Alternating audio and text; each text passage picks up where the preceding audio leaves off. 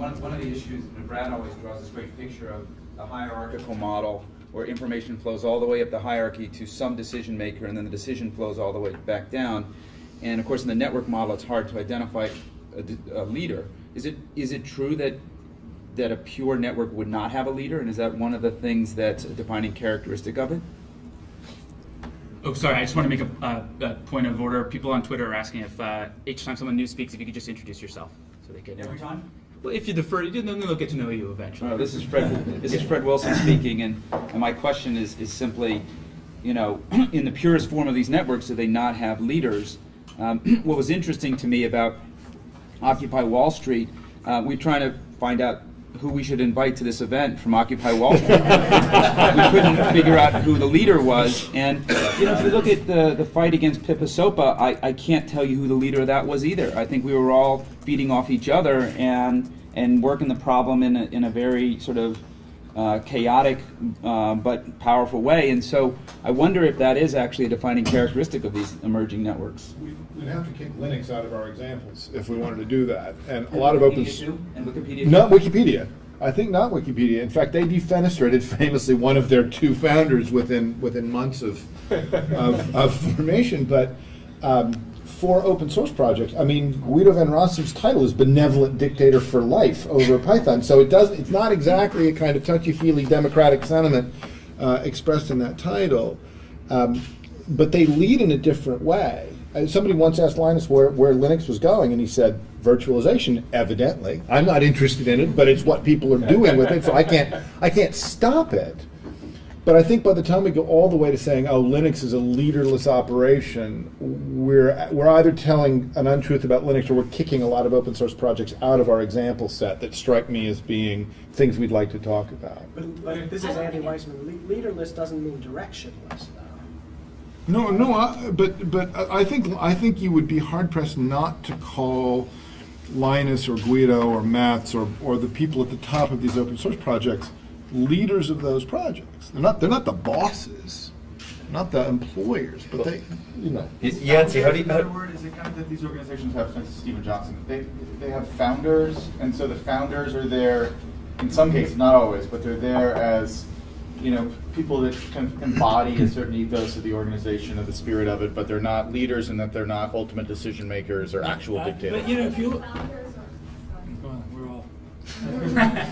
I don't think it's founders. I think it's drivers, because I think you can put out a message that then the public or people really gravitate to, and that if the public really loves it, they'll rally around it. And so there was a point where something was introduced by someone, and that sort of led or became a point where people congregated around.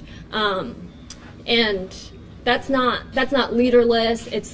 There's a leader, but you have to continue to put out messages or create the platform or the tools that people want to rally around. So, someone had to create it. This is Alexis. It's my birthday today. That's all I wanted to say. This is the funnest birthday. Hopping on Tiffany's wonderful point. What Steve and I learned from founding Reddit was that we could be the best leaders we could by simply being smart followers.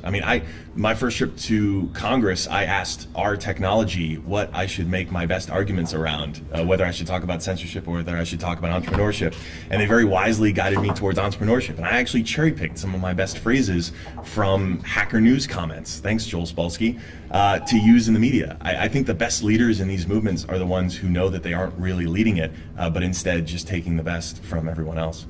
Yeah, this is Bram Cohen. Software is a little bit special because a leader of a software project isn't really a leader of a movement. They're actually doing a very technical thing, and a lot of people are surprised at me thinking that I'm a part of some broader community who uses my software, which actually I'm not. I'm much more interested in getting bits from point A to point B as a purely technical challenge that I find interesting than I am in what people actually do with that. So you get you get these software projects where the people at the center of it are doing a technical thing that's very, very hard to do, and the economics of software are such that it really doesn't make any sense to to have any duplication here. There's no sense in having two different providers who are both making things. That's just 100% duplicated work. It's not like two different people making widgets, both of whom have factories and are making them at about the same cost. And software is basically always a natural monopoly. And you see that in interesting ways where the difference between proprietary and open source turns out to not be all that much. You look at like Google Chrome and Firefox, and they have basically the exact same business model, even though in principle anybody could go take Firefox and make a forked project out of it. Nobody does, just the sheer enormity of work involved in doing anything meaningful at that just keeps it from happening. Unless you're Debian. Once, years ago, when I was just coming around this world, 86 or something like that, I said very enthusiastically to Mitch Kapor that the internet was truly a working anarchy, which was something I'd been looking for all my life. And he said, well, it's been my observation that inside every working anarchy there's an old boy network. and that applies, I think. So you think there's an old boy network here? Well, that's a kind of a loaded... Sitting next to Wendy? I mean, I would say, yes, there is definitely something like that in this room, and I'm not sure that others who are not in this room, outside of being envious, at the company we get to keep today, resent what we might be trying to do to create some kind of moral leadership. I mean, we are at best spiritual advisors to the internet. Mark from Mozilla, and I guess that there's a question of leaders, and then is there a different kind of leadership? I think a lot of the comments are there's leadership in all of these projects. It doesn't mean that there's the same hierarchical leader. I guess one thing I would say existed in the history of Mozilla, but I think in most of the projects and companies like Etsy or Flickr or whatever that peer production is evident in is two kinds of leadership.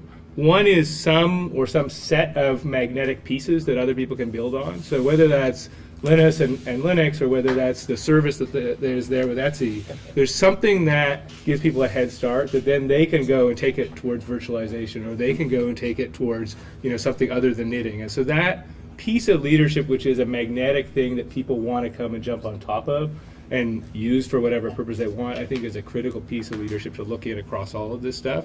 And that's partly what Tiffany's talking about in terms of a message, but I think usually it's something pretty tangible that has immediate utility, but also is incomplete.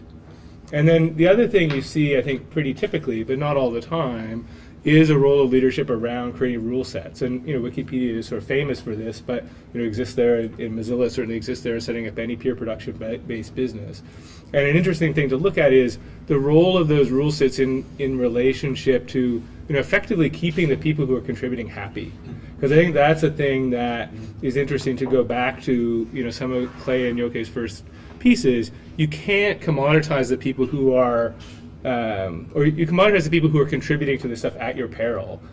So we should think a little bit more about what we mean by leadership here, right? So, think about the leadership necessary to name a street Main Street versus the leadership necessary to get soldiers in Gallipoli to throw themselves into the middle of a fight, right? Both are examples of leadership. Let's call this Main Street. Risk your life, go into a useless fight. But the difference between them is how much we're actually calling upon people to do. And I think this links back to something Stephen writes about when he thinks about the nature of simultaneous innovation. We have this reality that at periods of time, major innovations happen simultaneously. Like everybody's thinking about the same thing at the same time.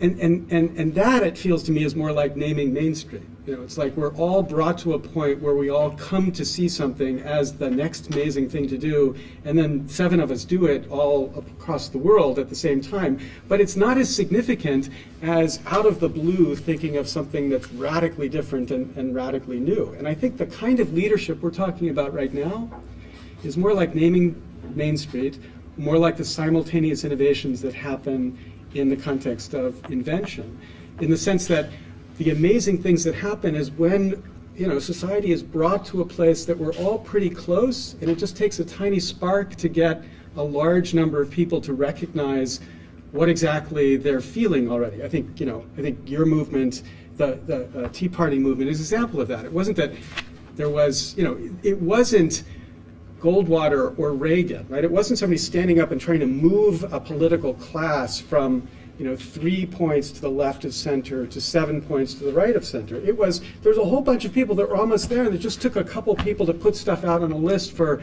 that spark to happen. Now, what I think is that in this network space, the kind of leadership we're talking about is always going to be leadership like that. And the kind of temptation of imagining that we're going to stand up and get people to jump into Gallipoli is, that's the romantic conception we have from the 20th century. It's just not the way the world's going to be in the 21st. Yancey from Kickstarter. I mean, maybe what's happening right now is that this is a new kind of great migration where there are increasing people every day who feel first and foremost they are citizens of the internet. And that is its own society. It has its own rules. And it's a society where authorship and ownership are very different. And there's ways that this clashes with the other world that we engage with, which is the countries we live in and the communities we're a part of. And we don't know where that's going yet, but there are clearly different rules to it. And being a citizen of the internet is way more satisfying than being a citizen of whatever country, because there's actually response to you. There is feedback. There's positive feedback. You can see the change that you can have. You can see the impact that you have. You feel more connected to all these things. And so I think that brings about a lot of changes. And one of those is that we can be led by ideas. We don't need people. Ideas can lead. And when authorship is such a nebulous thing, I don't know who first created the 99% movement. I don't know who first created the Tea Party movement. These are things that just came about. There was an origin. Maybe it was a conversation over a beer. Maybe it was a very planned out conscious idea. But they entered culture, and it didn't matter anymore. They were just ideas for people to sign on to. And I think we're willing to do that if we can see ourselves in them, and they feel like they have some meaning to us and to our lives. I'll offer our organization as a case study. We had a specific goal and have a specific goal to put pressure on incumbents who own the resources, are controlling the conversation and the opportunity. As we offered a very specific roadmap, in our case, a new way of nominating a presidential ticket and soon people who run for office on the state level, and this is a term that I think I just made up here, we unleashed diffuse dissatisfaction amongst groups, and saw the network come at us. People who have conversations that have been going on for years about internet voting, people who were dissatisfied about gerrymandering, people who are angry about special interests and their influence on politics, people who have concerns about transparency. These groups, as we are moving straight on train tracks toward a specific goal and set of goals, what we found is that people sprung up, and they either decided to work within our system or put pressure on our system from outside using all types of different means that you guys are much more sophisticated in than I am. So my experience with this is two things. One, for our organization, we do have to lay down a model where we make it understandable as to what we're doing. But we wanted to make sure that it was connected as much as possible to what individuals said was important to them. But we couldn't do anything and can't do anything about those who operate outside of the system, who have better ideas, better thoughts, crisper thoughts, or more diffuse thoughts about things that are of concern to them. So we find ourselves being both leader in one sense, but fellow traveler in another.